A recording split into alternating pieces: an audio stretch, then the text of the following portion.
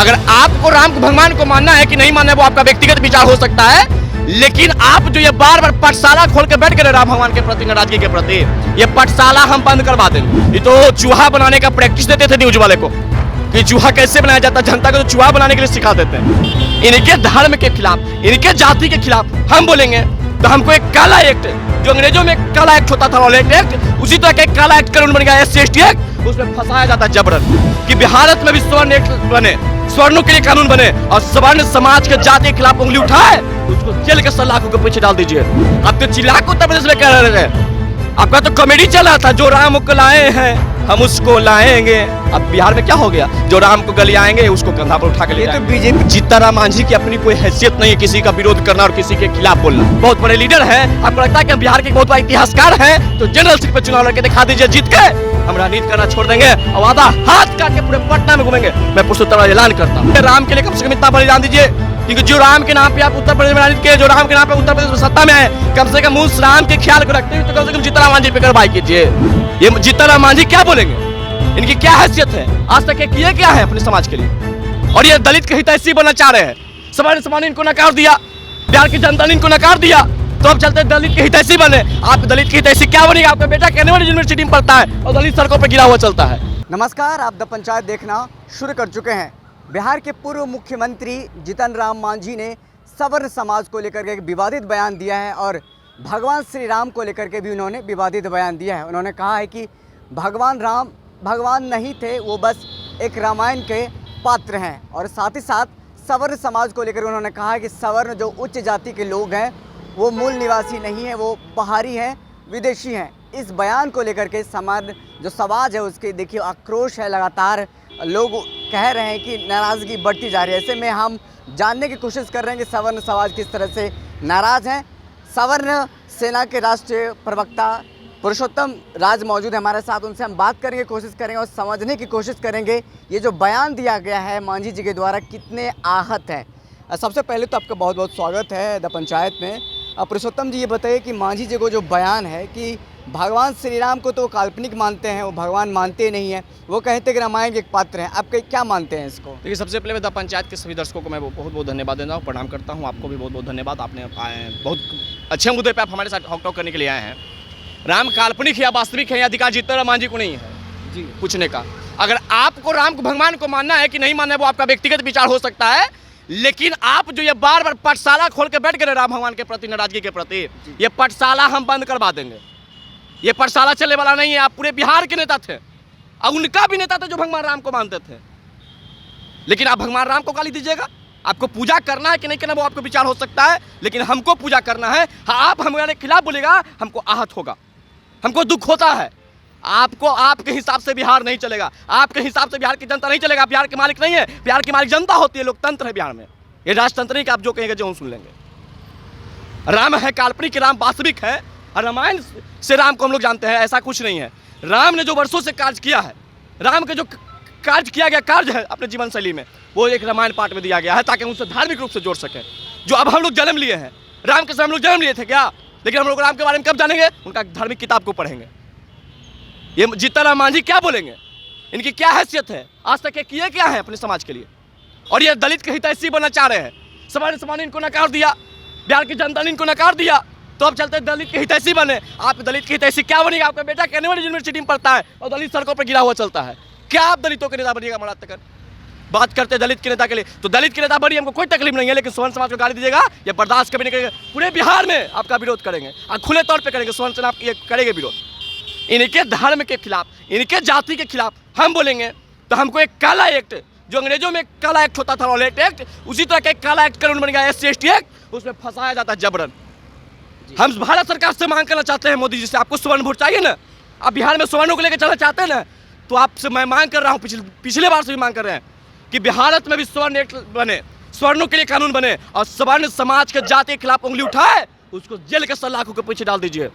तब हम मानेंगे कि आप असली स्वर्ण के लेकर चलने वाले साथ हैं, आप सब समाज को लेकर चलने के साथ हैं। तो वरना हम ये समझेंगे कि आप सिर्फ वोट बैंक राजनीति करते हैं। आप तो चिल्ला को उत्तर प्रदेश में कह रहे थे, आपका तो कॉमेडी चला था, जो राम को लाए हैं हम उसको लाएंगे।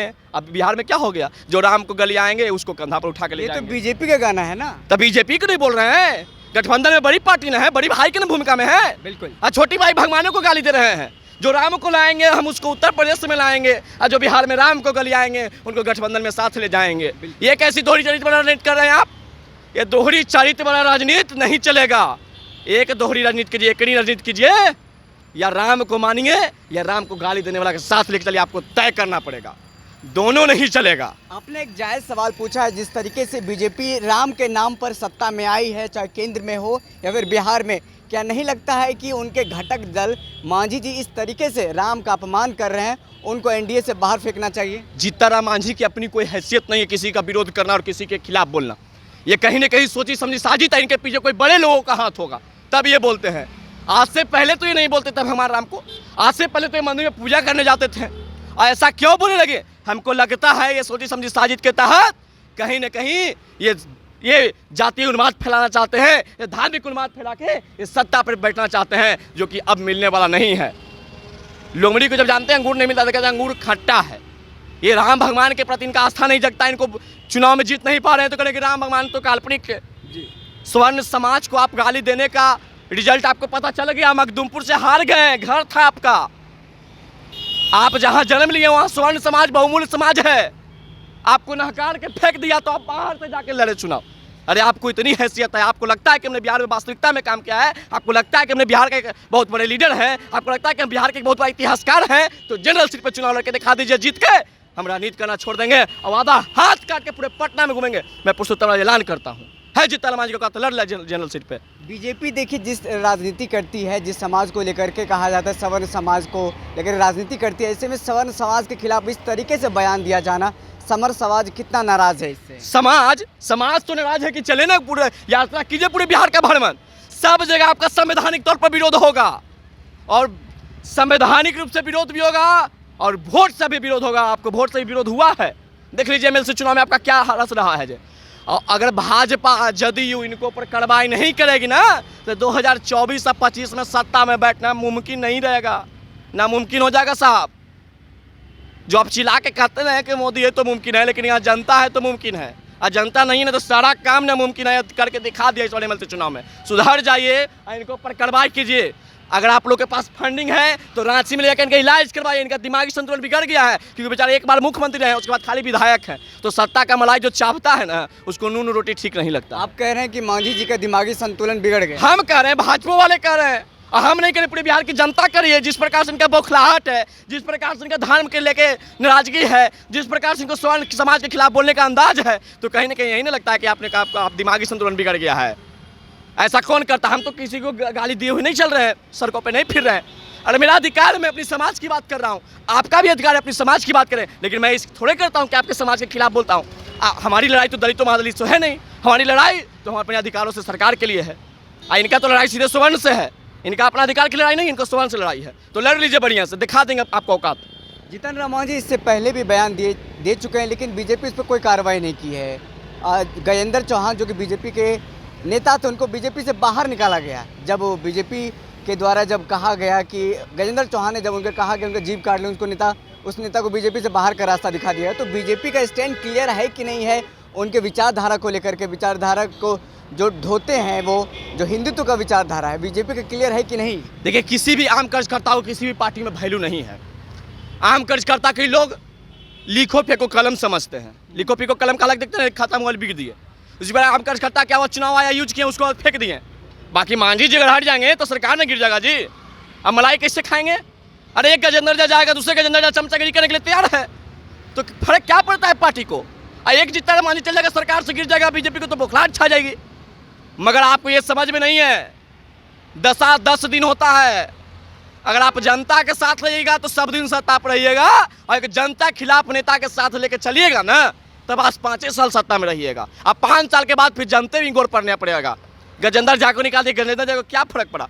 पुरुषोत्तम राज को जदयू निकाल दिया, पुरुषोत्तम राज को क्या फर्क पड़ा?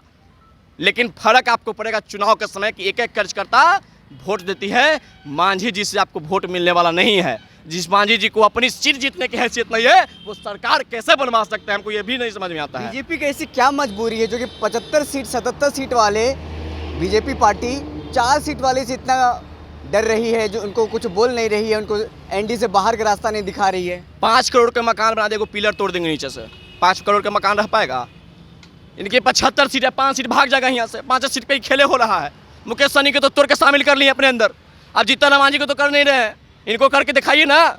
चाहे आप इतना बलिदान दीजिए समाज के लिए, राम के लिए कम से कम इतना बलिदान दीजिए, क्योंकि जो राम के नाम पे आप उत्तर प्रदेश में राजनीति किए, जो राम के नाम पे उत्तर प्रदेश में सत्ता में आए, कम से कम उस राम के ख्याल को रखते हुए तो कम से कम जीतन राम मांझी पे कार्रवाई कीजिए।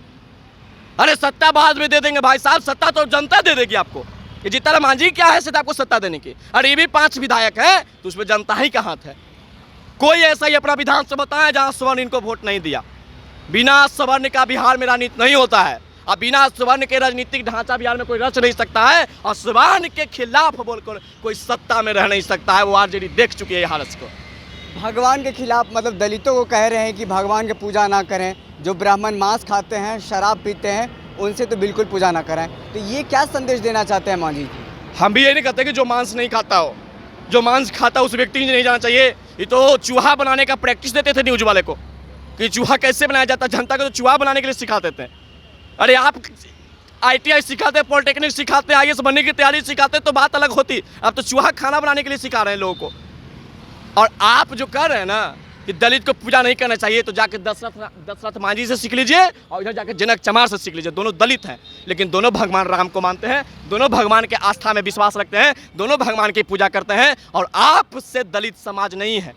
आप दलित समाज के नेता बनने के जो इतना बौखलाहट है ना, आपको जनता नेता नहीं मानता है, क्योंकि दलित भी जानता है कि दलित को कोई शोषण किया है तो जीतन राम मांझी ने किया है। देखिए, सवर्णों के लिए इन्होंने NRC लाने के बाद मतलब जो जिस तरीके से इन्होंने बात कहा है कि मूल निवासी नहीं है, जिस तरीके से केंद्र सरकार जो कि बाहरी है, विदेशी लोग हैं, NRC ला करके उनको बाहर किया जाएगा, उनका सर्टिफिकेट चेक किया है। ऐसे में अब सवर्णों का ये सर्टिफिकेट चेक करना चाहते हैं कि सर्टिफिकेट दिखाए यहाँ का है कि नहीं, मूल निवासी नहीं है, आप लोग विदेशी हैं। तो क्या कहिएगा इस पे? इनको विदेशी कौन हैं क्या? अधिकार दे दिया इस चीज के लिए? हमको समझ नहीं आता, मूर्ख है। इनको अधिकार कौन दे दिया? संविधान के कौन अनुच्छेद दे दिया कि जीतन राम मांझी जाके सवर्णों का सर्टिफिकेट चेक करे कि यहाँ के मूल निवासी हैं कि दूसरे जगह के हैं?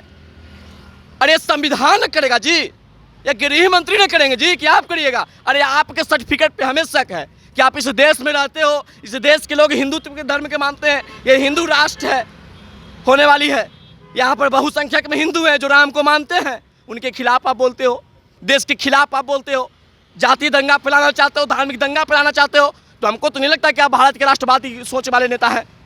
अब तो भारत में उन्माद फैला के भारत को कमजोर करना चाहते हैं। तो आपके सर्टिफिकेट जांच होनी चाहिए। हम कि आपके सर्टिफिकेट पर डर है कि आप यहाँ के हैं कि नहीं है। और आप गृह मंत्री से आदेश देना चाहते हैं कि इनको जांच कीजिए, और नहीं तो जल्दी भगाइए, तो बहुत जल्दी बिहार में बवाल फैला देंगे। ये लगातार युद्ध में बेबाकी से ही बोलते जा रहे हैं। भगवान राम का क्या शक्ति होता है इनको दिखाई दे दिया था। राम के खिलाफ बोले थे, सत्यनारायण के खिलाफ बोले थे, कोरोना धर लिया, अंडरग्राउंड हो गए थे। भगवान सबको देखते हैं। अब भगवान के खिलाफ कोई बोल के, भगवान से कोई सत्ता में बैठ गए, अब भगवान के खिलाफ बोले, सब ऊपर वाला इंसाफ कर रहे हैं। आपका इंसाफ हो गया है। इस बार भी इनको माफ़ी मिल जाएगा कि जिस तरीके से बीते दिनों बयान दिया था, सवर्ण मतलब ब्राह्मणों का भोज कराया था, उसके बाद सारा मामला क्लियर हो गया था। इस बार भी ऐसा हो जाएगा, फिर मामला क्लियर हो जाएगा, फिर आप लोग क्या कीजिएगा? धरना दीजिएगा? क्या कीजिएगा? कुछ नहीं होने वाला है। इनको गठबंधन दल के लोग माफ़ कर दे सकते हैं, लेकिन बिहार की जनता माफ़ नहीं करेगी, सवर्ण समाज माफ़ नहीं करेगी, हिंदू समाज माफ़ नहीं करेगी। वोट 2024 से 2025 के चुनाव में आपको दिखाई दे देगा। आज मैं बोल रहा हूँ पंचायत पे, उसमें रिजल्ट आएगा तो फिर पंचायत पे बोलेंगे कि आपको कहा था जो सही हुआ कि नहीं। 2024 और 25 चुनाव इनको दिखा देगा कि जनता माफ़ किया कि नहीं किया, और जनता कदापि माफ़ नहीं करेगा। और बात रहा आंदोलन करने की ना, अगर ये जो 4-5 दिन के अंदर नहीं NDA गठबंधन पे कार्रवाई किया ना, तो पूरे बिहार में आंदोलन करेंगे। सवर्ण सेना मेरी संगठन पूरे बिहार में आंदोलन करेगी, और राष्ट्रीय अध्यक्ष सुमित सरकार के निर्देश है यह कि पूरे बिहार में आंदोलन होगा सवर्ण सेना का। और सवर्ण ने जो औकात दिखा दिया था 2019 के लोकसभा चुनाव में, 10% आरक्षण देने पर मजबूर किया था यह सरकार को, और ये सरकार को फिर मजबूर करेगा कि जीतन राम मांझी को राजनीतिक से आउट करवा कर ही दम लेंगे हम लोग। बिल्कुल पुरुषोत्तम जी, बहुत बहुत धन्यवाद हमारे साथ बात करने के लिए। सवर्ण सेना के राष्ट्रीय प्रवक्ता पुरुषोत्तम राज मौजूद थे, जिन्होंने तमाम सवालों का मुखर होकर के जवाब दिया है। जिस तरीके से पूर्व मुख्यमंत्री जीतन राम मांझी ने सवर्णों को लेकर के बयान दिया है, भगवान राम के अस्तित्व पर सवाल उठाए, साफ तौर से जो हिंदू समाज कहा जा रहा है कि लगातार नाराज़ है, और सवर्ण जो समाज है वो इसको लेकर के सड़क पर अब आंदोलन करने की तैयारी कर रहा है। ऐसे में देखिए बीजेपी को भी सवर्ण समाज के जो लोग हैं वो खरी खोटी सुना रहा है कि जिस तरीके से लगातार बीजेपी बर्दाश्त करते जा रही है। बीते दिनों भी जीतन राम मांझी ने भगवान राम के वास्तविकता पर उनके सवाल उठाया था और बीते दिनों इनको सब कुछ खत्म कर दिया गया था। गजेंद्र चौहान ने कहा था कि इनका जीभ काट लिया जाएगा, तो गजेंद्र चौहान को पार्टी से बीजेपी ने निकाल दिया था। तो साफ तौर पे क्या संदेश देना चाहती है बीजेपी, इस पर कार्रवाई करती है कि नहीं करती है, अब देखने वाली बात होगी। फिलहाल इस वीडियो में इतना ही, हमें दीजिए इजाज़त, फिर मिलते किसी बड़ी खबर के साथ, तब तक के लिए धन्यवाद। द पंचायत को सब्सक्राइब कीजिए और स्वतंत्र पत्रकारिता को आगे बढ़ाइए।